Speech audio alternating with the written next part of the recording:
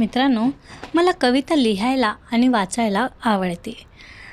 तर ही अशीच एक माझ्या वाचण्यात आलेली छान कविता, एक मोटिवेशनल म्हणू शकता याला. तू चुकीचा नाहीस, तुझं अस्तित्वच एक सत्य आहे.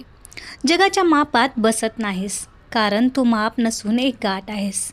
तुझ्या नजरेत जे अंतर आहे ते काही लोकांना धुकं वाटतं, पण त्यांना काय ठाऊक, हेच धुकं कधीकधी प्रकाशाचं दार उघडतं. तू जगासाठी जास्त खरा आहेस, म्हणूनच जग तुला कमी समजतं. त्या खोट्या मुखवट्यांच्या बाजारात तुझा प्रामाणिक चेहरा हरवून जातो.